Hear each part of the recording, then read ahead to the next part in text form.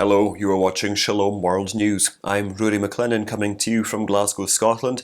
Here are the latest headlines from around the world.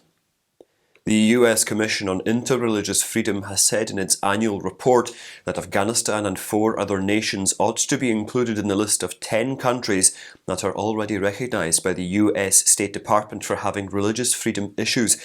According to the chair of the USCIRF, Nadine Maenza, the Commission is disheartened by the deterioration of freedom of religion in certain nations, especially in Taliban-controlled Afghanistan. The Commission wants India, Nigeria, Syria and Vietnam, as well as Afghanistan, to be noted as countries of particular concern. The USCIRF had included Myanmar, China, Eritrea, Iran, North Korea, Pakistan, Russia, Saudi Arabia, Tajikistan and Turkmenistan on the list of countries of particular concern in November of 2021. Ms. Maenza also sought the Biden administration to designate Nigeria as a country of particular concern and to provide assistance for at-risk religious groups in Afghanistan. The Holy Father Pope Francis has appointed Archbishop Laurent Bernard-Marie Ulrich of Lille as the new Archbishop of Paris. He succeeds Archbishop Michel Aupetit, who stepped down last year. Having led 3 other dioceses in France, Archbishop Ulrich will be installed at the Church of Saint-Sulpice in Paris on Monday, May the 23rd. Born on September the 7th in 1951 in Dijon, Ulrich received priestly ordination on December the 2nd in 1979 for the Archdiocese of Dijon. He has 2 master's degrees in philosophy and theology. He has served as parochial vicar as well as school and college chaplain before being appointed as episcopal vicar and later the vicar general. It was on June the 6th in 2000 that Pope St. John Paul II named him Archbishop of Chambéry and Bishop of Saint-Jean de Maurienne-Tarentaise. He was consecrated bishop on September the 10th of that same year. On February the 1st in 2008, he was appointed Archbishop of Lille by Pope Benedict XVI. On May the 12th in 2017, he was made a Chevalier of the Legion of Honour, ad multos annos to the new Archbishop.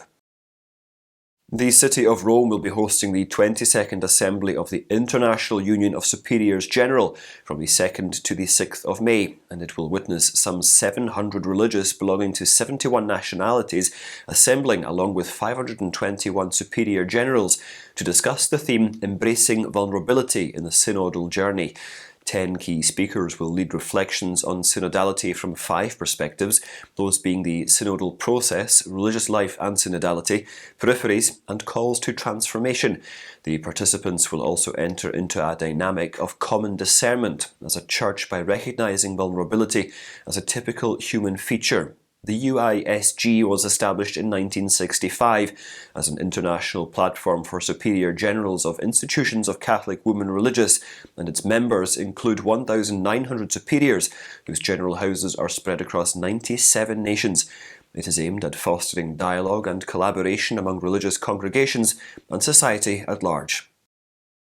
Ukrainian Greek Catholic Major Archbishop Sviatoslav Shevchuk has said that a lot of evil has befallen the northern borders of Ukraine. He likened the conflict to materialized evil.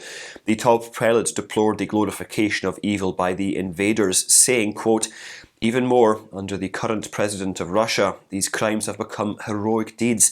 That is, evil began to be presented as valor, which shows as greatness." The Major Archbishop likened the sacrifice made by Ukrainians to the sacrifice of Abel in the Old Testament.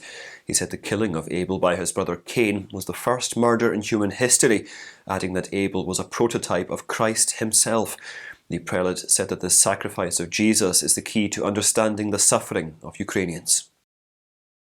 In the US, a federal court has dropped all legal challenges to a particular provision contained in the Texas fetal heartbeat law that bans abortion after 6 weeks of pregnancy when a heartbeat is detected in the unborn baby. The 5th US Circuit Court of Appeals returned the legal challenge against the ban to the state Supreme Court with specific orders to drop all challenges. Known as Senate Bill 8, the Texas Heartbeat Act was signed into law in May of last year, and it allows private citizens to file a lawsuit against anyone who helps or abets an abortion after a heartbeat is detected in the child. Last month, the Supreme Court of Texas issued a verdict saying state medical licensing clinics lack the authority to enforce the law. In a Twitter message, Governor Greg Abbott hailed the ruling and the pro-life law that saves babies every day. The verdict was also welcomed by Texas Attorney General Ken Paxton. The Holy Father Pope Francis has once again urged humanity to alter its mindset and to work for peace. He made this appeal while addressing participants of the US National Catholic Congress on Hispanic Ministry. The pontiff said, "We are living in an absurd time in which, without having yet come out of a pandemic that has afflicted all humanity with great suffering and sorrow, we find ourselves in the midst of the suffering and tragedy of a war." His Holiness invited all those who are taking part to ponder on the need to be Christians who can be bridge builders in all sectors of society. Slamming war, the Pope said it is born of injustice, including the conflicts in families and communities that are fought in silence. The Congress, entitled Roots and Wings, began on April the 26th and goes on until the end of this month. The Catholic bishops in the Central Asian nation of Kazakhstan are expecting the forthcoming visit of Pope Francis to give a boost to Catholics, who are a minuscule minority in the Muslim-majority nation. The Holy Father will be a guest at the 7th Congress of Leaders of World and Traditional Religions that will be held in September in the capital Nur Sultan, which witnessed anti-government unrest earlier this year, claiming 240 lives. The head of the episcopate, Bishop José Luis Mumbiela, said the church is grateful to President Kassym-Jomart Tokayev for inviting the pontiff 2 decades after the visit of Pope St. John Paul II. According to the director of Caritas Kazakhstan, Father Guido Terzani, the visit of the Pope will be a breath of hope and strength. In Kazakhstan, Muslims constitute 70% of the population, while Orthodox Christians are the second biggest religious group, with Catholics comprising 2% of the population. The Congress is modelled after the Day of Prayer for Peace in the World convened in Assisi by Pope St. John Paul II on January the 24th in 2002. In South Carolina in the United States, Governor Henry McMaster has signed into law an act that safeguards churches and other religious organizations during times of emergency. The Religious Freedom Bill was inked on April the 25th, and it authorizes religious organizations to remain open during government shutdowns, such as in times of a pandemic. Under the bill, houses of worship, religious ministries, organisations, social agencies, groups, corporations, educational institutions and other entities dedicated to the study, practice or advancement of religion are immune from closure during an emergency. Emphasising that churches should be considered essential, Pastor John Das of Revive Church of Forest Brook Road in Myrtle Beach stated, "Religious organisations are not separate from society because most people in the state are affiliated with a religion." And those are your latest headlines. Do join us again tomorrow for more. You can also visit swnews.org for more updates. Shalom.